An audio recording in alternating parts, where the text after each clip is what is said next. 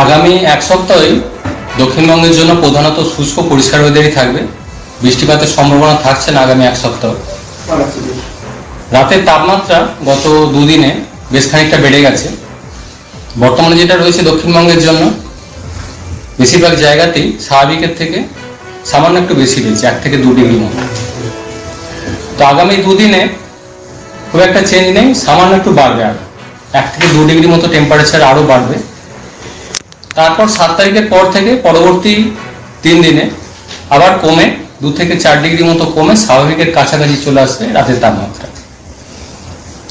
দিনের তাপমাত্রা সামান্য একটু বাড়বে আগামী 2-3 দিনে, তারপর আবার একটু সামান্য কমবে দিনের তাপমাত্রা। কলকাতা পার্শ্ববর্তী অঞ্চলে দিনের সর্বোচ্চ তাপমাত্রা আগামী 24 ঘন্টায় 24 ডিগ্রির কাছাকাছি থাকার সম্ভাবনা। সর্বনিম্ন তাপমাত্রা 16 ডিগ্রির কাছাকাছি। মেনলি 7 তারিখের পর থেকে গিয়ে আবার কমে স্বাভাবিকের কাছাকাছি চলে আসবে। স্বাভাবিক এই সময় কলকাতা পার্শ্ববর্তী অঞ্চলে 14 ডিগ্রির কাছাকাছি সর্বনিম্ন তাপমাত্রা থাকার কথা। 7 তারিখের পর থেকে পরবর্তী কয়েকদিনে আবার গ্র্যাজুয়ালি কমে স্বাভাবিকের কাছাকাছি চলে আসবে। কুয়াশা থাকার সম্ভাবনা রয়েছে। 7 তারিখেও 2-1 জায়গায় ঘন কুয়াশা থাকার সম্ভাবনা রয়েছে, বিশেষ করে পশ্চিম বর্ধমান, বীরভূম, মুর্শিদাবাদ, নদিয়া, উত্তর 24 পরগনা এই জেলাগুলো 2-1 জায়গায়। অন্যান্য জেলাগুলোয় হালকা থেকে মাঝারি কুয়াশা থাকার সম্ভাবনা 7 তারিখ ভোরের দিকে বা সকালের দিকে। উত্তরবঙ্গের ক্ষেত্রে প্রধানত শুষ্ক ওয়েদারই থাকবে। আংশিক মেঘলা থাকবে আগামী 2-3 দিন। 7 তারিখ নাগাদ উত্তরবঙ্গের উত্তরের কয়েকটা জেলা যেমন দার্জিলিং, কালিম্পং, জলপাইগুড়ি, আলিপুরদুয়ার এই জেলাগুলো 2-1 জায়গায় হালকা বৃষ্টির সম্ভাবনা থাকবে 7 তারিখ নাগাদ। দার্জিলিংয়ের ক্ষেত্রে হালকা বৃষ্টি বা তুষারপাতের সম্ভাবনা থাকছে 7 তারিখে। অন্যান্য জেলাগুলো আংশিক মেঘলা আকাশ থাকার সম্ভাবনা উত্তরবঙ্গের ক্ষেত্রে।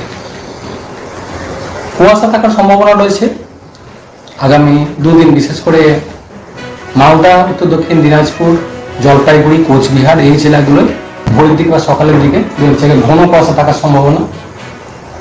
7 তারিখেও উত্তরবঙ্গের প্রায় সব জেলাগুলোতেই 2-1 জায়গায় ঘন কুয়াশা থাকার সম্ভাবনা থাকছে।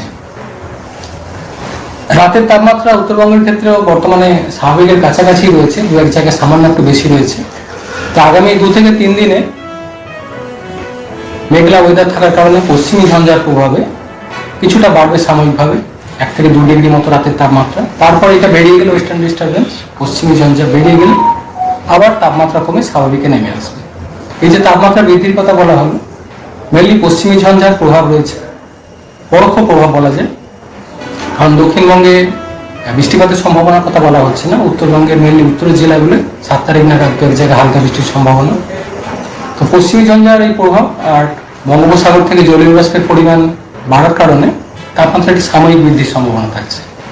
এই প্রভাবটা কেটে যায় মেনলি 7 তারিখের পর থেকে সিস্টেমটা বেরিয়ে গেলে আবার স্বাভাবিক তাপমাত্রায় নেমে আসবে।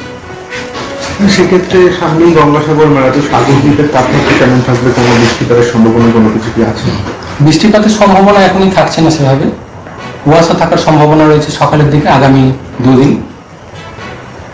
তারপর তাপমাত্রা বর্তমানে যেটা রয়েছে স্বাভাবিকের থেকে একটু বেশি রয়েছে, মেনলি 15-16 ডিগ্রির কাছাকাছি।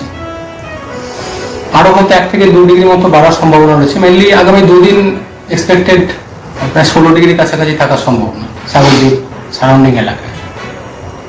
তারপর পরবর্তী কয়েকদিনে আবার বেশ খানিকটা কমে যাবে, মেনলি 14 বা 13 ডিগ্রির কাছাকাছি।